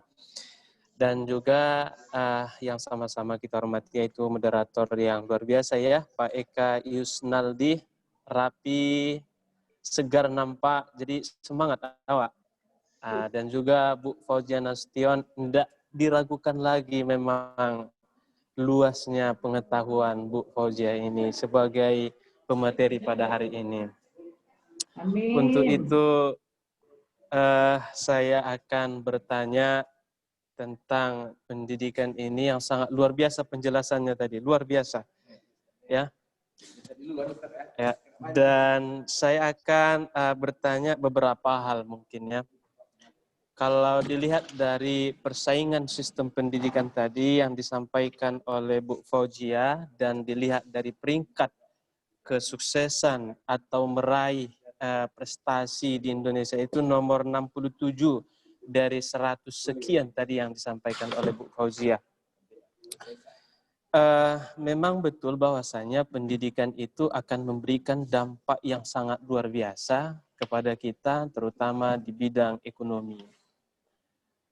Akan tetapi di sini saya akan bertanya satu hal, yaitu yang pertama, kalau kita melihat daripada sisi sistem pendidikan kita atau praktek pendidikan kita di Indonesia ini, terutama dalam hal kurikulum ya Bu, dalam kurikulum. Hasil yang kita capai itu, target yang kita ingin capai itu pasti akan berawal daripada kurikulum. Kalau kita melihat daripada Singapura, bahkan kalau kita melihat Bu dari penilaian pada tahun 2000 dulu, 2000, negara terbaik membuat sistem pendidikan itu, sistem kurikulum pendidikan itu di Finlandia dan Korea Selatan. Jadi kalau kita melihat dari sana, bagaimana sistem kurikulum itu? Yang pertama adalah itu dihadirkannya para guru-guru yang memang kemampuannya yang sangat luar biasa. Ada standar daripada negara, dibuat standar negara. Dan tidak ada cerita-cerita bla-bla gitu, nyogok uang nggak ada. Ada standar dari negara betul-betul membuat standar itu. Ini berkaitan juga dengan sumber daya pendidik tadi ya Bu ya, sumber daya guru tadi. Ya. Maka dibuat standar. Maka guru-guru di sana itu, standarnya itu adalah harus mampu membuat sebuah kurikulum. Kurikulum ini terdiri dari dua hal. Yang pertama adalah kurikulum yang ada di dalamnya teori dan praktek.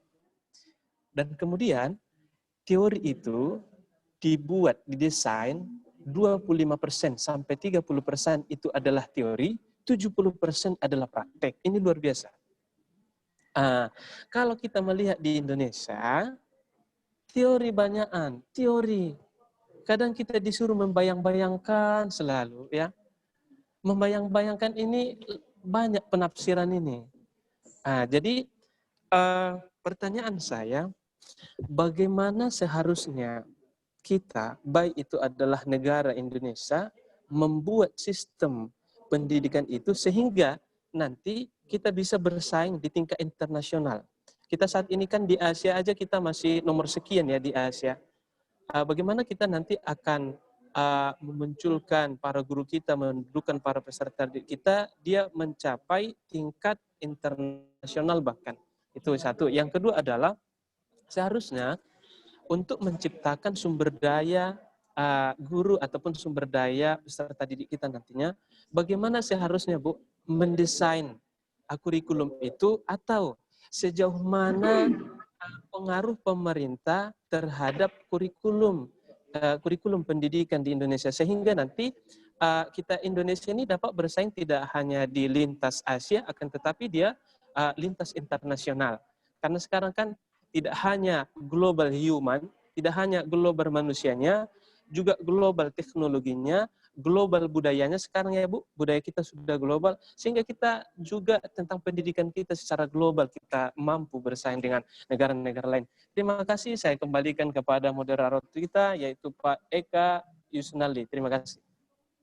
Baik, Pak Bahtiar Sregar, terima kasih atas pertanyaannya.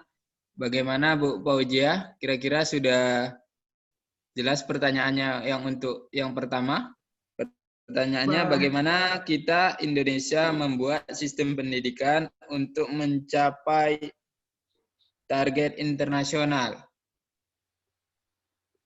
Ya, baik, terima kasih Pak Moderator, Pak Eka Yusnaldi, dan kepada Pak Bahtiar Siregar yang telah memberikan pertanyaan atas makalah yang saya sampaikan pada pagi hari ini.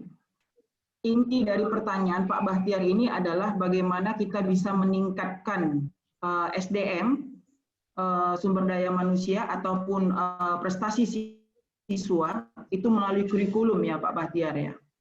Intinya seperti itu kan? Iya, yang pertama itu. Iya, baik secara nasional maupun secara internasional. Bagaimana? Seperti yang saya sampaikan di awal, ya. Apapun yang kita laksanakan, program apapun yang dilakukan oleh pemerintah guna meningkatkan daya saing, ya daya saing sumber daya manusia atau meningkatkan efektivitas dalam bidang pendidikan, itu tidak bisa kita mulai dari kurikulumnya. Tetapi yang bisa kita mulai start itu adalah perbaikan daripada SDM gurunya.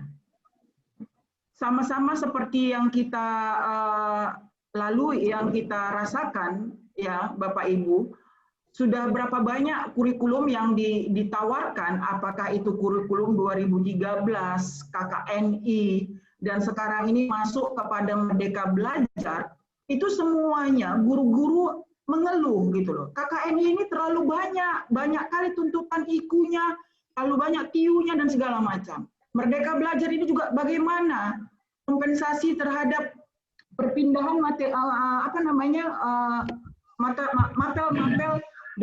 dari prodi yang lain ke prodi yang lain, lalu bagaimana tentang budgetingnya?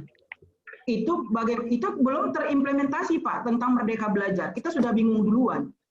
Belum tuntas tentang KKNI, sekarang kita sudah merubahnya lagi tentang Merdeka Belajar. Saya yakin dan percaya kalau kita melakukan survei, memang di makalah saya ini sudah ada Pak surveinya, yang mengatakan bahwasanya kualifikasi dari 39 juta guru yang ada saat ini, hanya 20% yang memenuhi syarat Pak sebagai guru. Kalau kita lihat hanya 25% yang memenuhi syarat sebagai guru, bagaimanalah kalau kita mau mengubah baru beberapa periode, kurikulum diubah dari yang A menjadi B, yang B kita ubah lagi menjadi C. Sedangkan SDM-nya sendiri itu belum siap untuk menerima perubahan yang di awal. Saya tidak mengatakan di universitas tertentu, di universitas saya ataupun di universitas yang lain, mungkin ada di universitas yang lain ya Bapak Ibu ya. Saya tidak mau menceritakan di tempat ya mungkin ada ya di institusi tertentu untuk memahami, untuk mendudukkan satu kurikulum itu saja, itu memerlukan waktu yang panjang, memerlukan proses yang panjang. Dan saya rasa kurikulum kita yang lama saja Pak, apakah itu kurikulum 2013, itu belum tuntas. Lalu berubah lagi dengan kurikulum KKNI, itu belum tuntas. Saya yakin dan terpercaya, ya, kurikulum misalnya saya sebagai ketua prodi di program studi kesehatan masyarakat itu belum KKNI Pak. Walaupun kita punya kurikulum secara nasional. Kenapa saya katakan? Saya di semester 1 punya 10 kelas untuk mata kuliah misalnya hadis kesehatan. 10 kelas untuk mata kuliah hadis kesehatan itu diajar atau diampuh oleh 3 dosen, itu bisa saja memiliki 3 bahan ajar, 3 model pembelajaran, dan hal-hal yang lain itu pasti berbeda. Konon lagi kita mau berbicaranya secara nasional. Itu contoh yang paling kecil, Pak. Saya rasa kalau kita mau berbicara tentang bagaimana kita meningkatkan sistem pendidikan Indonesia ini, mau itu secara nasional, mau itu secara internasional, kita harus mulai dari sumber daya manusia gurunya dulu. Harus memiliki kompetensi pedagogik, kepribadian, sosial, dan profesional. Kalau guru Indonesia sudah memiliki kompetensi ini, saya yakin Pak, kurikulum yang bagaimanapun yang diberikan kepada guru-guru itu akan siap terjun ke lapangan dan menjadikan siswa-siswa kita menjadi siswa-siswa yang go internasional. Terima kasih Pak Bahtiar. Bagaimana Pak Bahtiar? Oke, terima kasih Bang Eka dan Bu Fauzia. Jadi saya makin tertarik dengan penjelasan Bu Fauzia ya, luar biasa. Dengan hal seperti itu Bu, saya mau bertanya berkaitan bisa Pak Eka ya? Ya silakan, silakan. Oke. Jadi memang permasalahan kita di SDM. Dan tadi Ibu sampaikan bahwasanya 20% yang bisa dikatakan dengan guru yang sudah memasuki standar ya Bu. Artinya yang betul-betul menguasai 4 kompetensi guru tadi. Jadi yang pertama, apa permasalahannya sekarang kita di Indonesia ini sehingga SDM para guru atau pendidik itu tidak memenuhi syarat hingga 80%. Ini berbahaya kali. Ini berbahaya kali, artinya 70%-nya aja tidak sampai gitu ya. Ini 80% dikatakan bahwasanya guru ini masih belum bisa memasuki standar secara nasional. Jadi bagaimana caranya Bu untuk kedepannya menyelesaikan masalah ini sehingga nanti kita itu bisa bersaing di nasional, kita dapat merata dan juga kita bisa meningkatkan sistem pendidikan kita ke jalur Asia. Terima kasih. Ya, kalau kita mau mempersiapkan guru yang seperti yang Bapak sampaikan tadi, ya, yang memang kita harus mendesain ulang, Pak. Karena guru-guru boleh kita lakukan survei atau di tempat Bapak, kalau Bapak berada di institusi pendidikan, itu boleh kita lihat berapa persen lah guru-guru kita itu yang memiliki keinginan untuk menulis, mengikuti pelatihan, atau untuk melakukan pengembangan profesinya. Saya rasa sedikit sekali, Pak.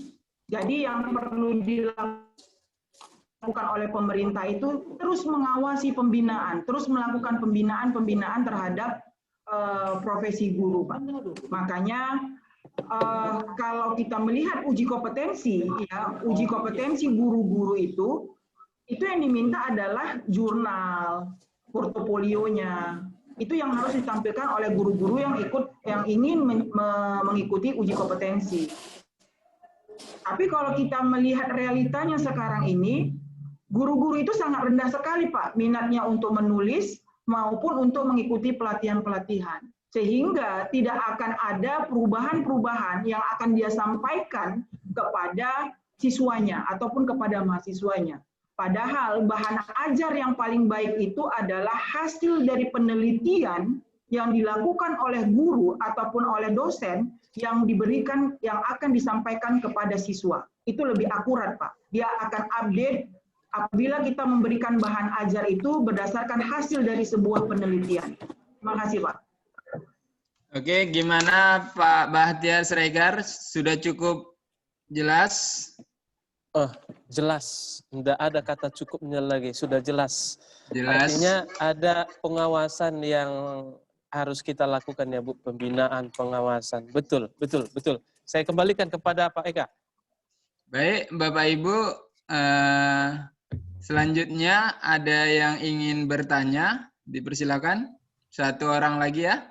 Karena waktu kita juga sudah akan segera selesai. Silakan 1 orang lagi penanya, silakan. Saya, Pak, boleh? Biar. Siapa ini? Bu Isna. Bu Isna, silakan Bu Isna. Ya, terima kasih Pak Moderator. Cuman satu pertanyaannya yang saya tanyakan. Kenapa di Indonesia itu selalu berganti-ganti kurikulum? Yang kita ketahui di negara-negara lain itu tidak sesering seperti di Indonesia berganti-ganti kurikulum. Contohnya seperti di Malaysia. Selama dia itu merdeka hanya 2 kali menggantikan kurikulum pendidikan kenegaraannya. Terus kalau di Indonesia yang kita ketahui banyak sekali kurikulum-kurikulum yang dari menjelang kemerdekaan itu. Salah satunya yang kita ketahui adalah kurikulum 1968, kurikulum 1975, kurikulum 1984, kurikulum 1994, ada lagi selanjutnya ada kurikulum KBK, ada KTSP, ada kurikulum 13, ada kurikulum bebas merdeka yang sekarang ini.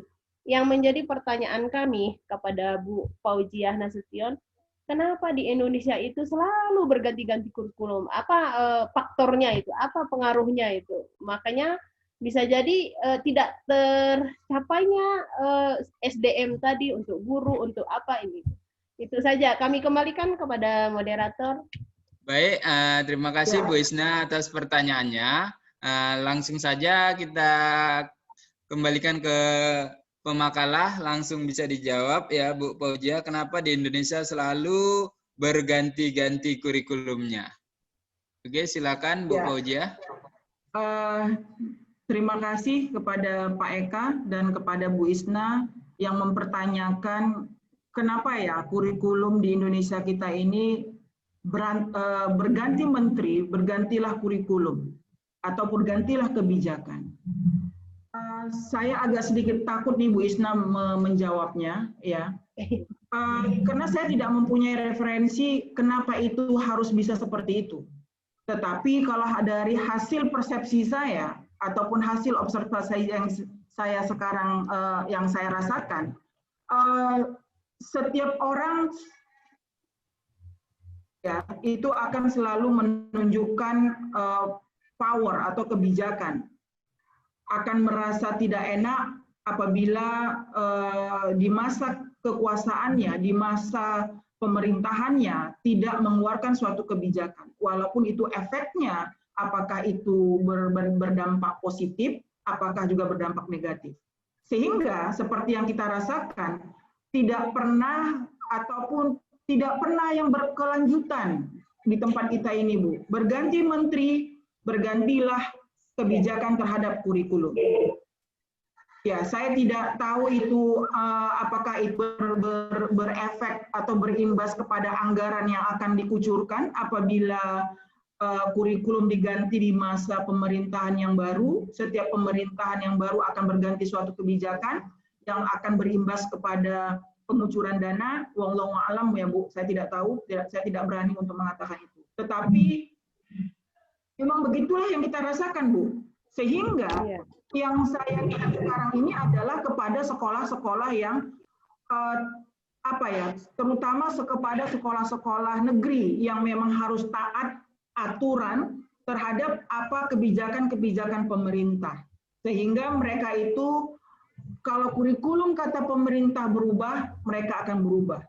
Tetapi kalau kita juga melihat mungkin ada sekolah-sekolah yang sudah settle ya, yang sudah memiliki suatu argumen ataupun kekuatan, atau sekolah-sekolah swasta yang memang memiliki izin SPK ya, surat sekolah perjanjian kerjasama, itu mereka tidak melakukan perubahan kurikulum, Bu. Contohnya itu ada salah satu sekolah yang di dekat rumah saya. Ya, dari sekolah sekolah Prem1 School itu, Bu, sampai sekarang mereka masih pakai kurikulum Cambridge. Mau apapun yang berganti di negara kita ini tentang kurikulum, mereka itu tetap tidak mau menerima imbas yang tidak permanen terhadap kurikulum yang berubah-ubah. Mereka itu tetap memakai kurikulum Cambridge. Dan mereka itu diizinkan karena mereka itu memiliki MOU, yaitu Sekolah Perjanjian Kerjasama. Jadi memang sangat miris sekali kalau kita melihat itu efeknya adalah kepada sekolah-sekolah negeri terutama, yang harus taat ajas terhadap peraturan-peraturan yang dikeluarkan oleh pemerintah kita. Saya rasa seperti itu, Bu Isna. Terima kasih. Baik, kita tidak paham juga, maunya kita sekaligus dengan Bapak pembimbing dosen kita, Bu ya. Apakah itu berefek karena politik, apakah itu berefek kepada ekonomi, kita tidak paham juga ya, Bu ya. Baik, kami kembalikan kepada Bu Isna, sedikit menambahkan saya, ketika kita cerita kurikulum, ya kan, sebenarnya di Indonesia itu kan kita tahu kurikulumnya selalu berubah, ya kan? Itu penyebabnya ketika saya mendapat mata kuliah perkembangan kurikulum di Indonesia, saya mempelajari bahwa kurikulum itu seharusnya 5 tahun itu memang harus diubah, tapi bukan kurikulumnya yang diubah, tapi kontennya. Kontennya yang di-upgrade, disesuaikan dengan kebutuhan pada saat ini. Jadi ketika saya memahaminya, jadi bukan ganti menteri harus ganti kurikulum, setiap presiden baru kurikulum baru, tapi secara teori pembelajaran kurikulum itu kontennya yang perlu diperhatikan. Mengikuti era, misalnya sekarang ini kan era 4.0. Untuk menghadapi generasi emas, bagaimana kurikulum yang harus diharapkan. Maka sesuai dengan perkembangannya, seharusnya kurikulum di Indonesia itu tidak berganti menteri, berganti presiden, punya warisan kurikulum. Tapi yang perlu pengupdatean kurikulum, yaitu bahan-bahan yang harus disesuaikan dengan perkembangan pendidikan saat ini di era 4.0. Itu mungkin tambahan dari saya. Gimana Bu Isna? Atau ada kawan-kawan yang lain yang memiliki pengetahuan untuk menambahkan supaya hidupnya suasana diskusi kita hari ini? Oke. Ada Bapak Ibu yang lain yang ingin menambahkan? Pada dasarnya ya Pak kan? Ya Bu Isna. Pada dasarnya kalau kita selalu merubah atau mengganti kurikulum itu butuh waktu kan? Butuh waktu. Belum realisasi tentang apa yang menjadi inti dari kurikulum yang harus dijalankan, asik memprogramkan, asik merumuskan kurikulum kajian-kajian bahan dari kurikulum itu kan. Pada dasarnya kalau kita ganti-ganti kurikulum akhirnya habis untuk pembahasan programnya saja, tetapi belum tentu aplikasinya berjalan begitu ya Pak kan? Ya, yang intinya Bu Isna, kurikulum itu kan berkaitan dengan kerja guru. Kerja guru itu adalah sebelum mengajar dia buat RPP, rencana pelaksanaan pembelajaran. Dalam kelas dia buat PR, pekerjaan rumah.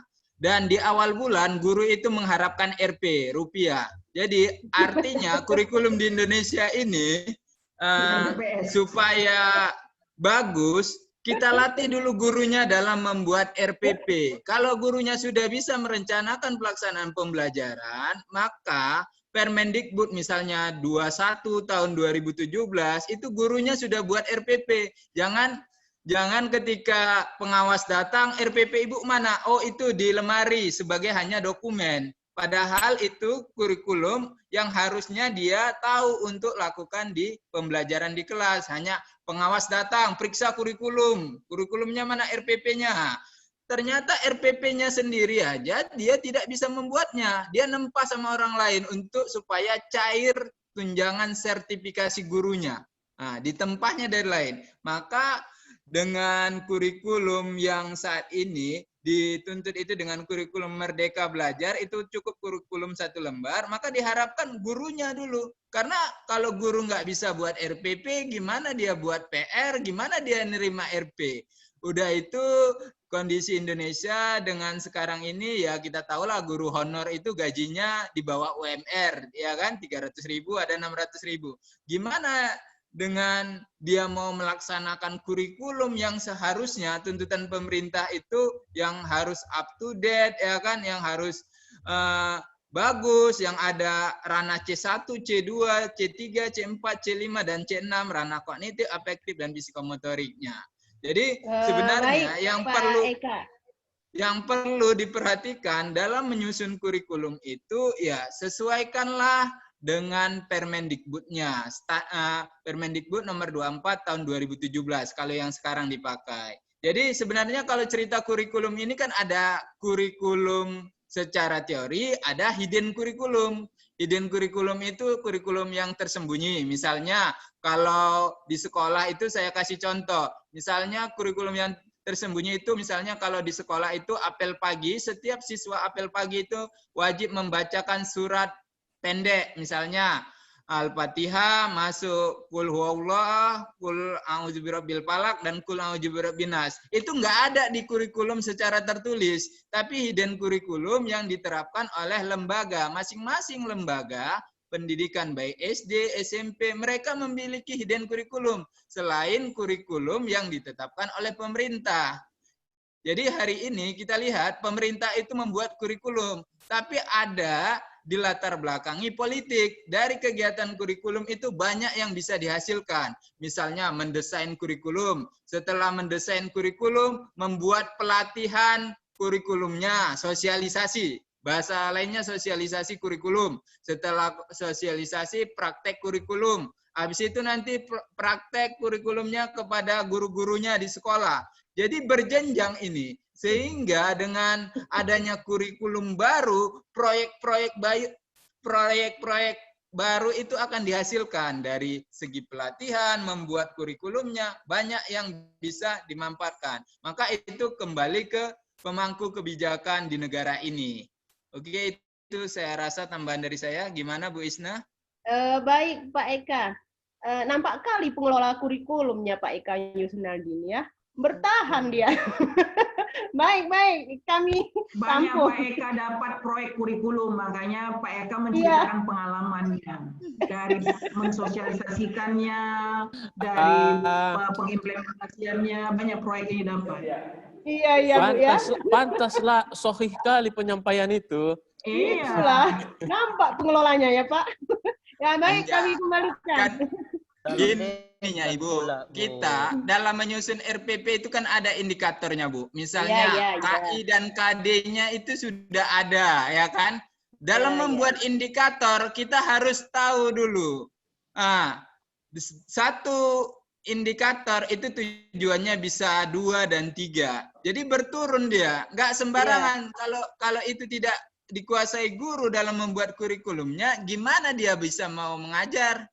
Makanya selalu dosen kita mengatakan, kalau mau jadi guru itu ya kuasai materi, tahu cara menyampaikan materinya.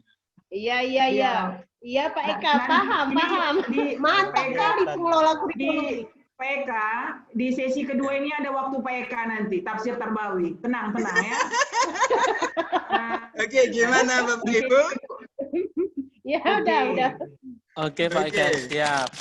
Oke, untuk makalah hari ini kita beri aplaus dulu, kita beri reaction dulu, biar semangat Bu Fauzia. Ya, silakan beri reactionnya dulu, biar semangat untuk diskusi hari ini. Kepada Bapak Ibu yang sudah aktif dalam diskusi hari ini, baik yang sudah memberikan pertanyaan, tanggapan, saran, kita ucapkan terima kasih atas partisipasinya.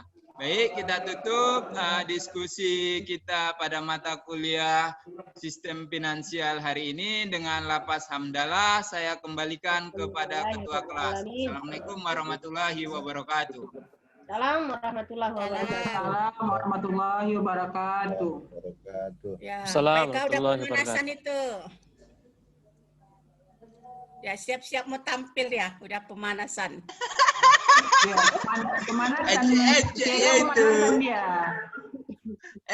udah sabar dia mau apa? Tafsir Tarbawi. Udah Baru ini kita yang masuk tafsir Tarbawi. Pak Sapi belum lagi. Jam 10.15 masuknya. Belum lagi. 10.15. Kosma pun belum datang ya kan? Pak Kosma nih. Udah di close nih. Oh, udah. Ya, pindah tempat kita. Oke, pindah tempat. Oke.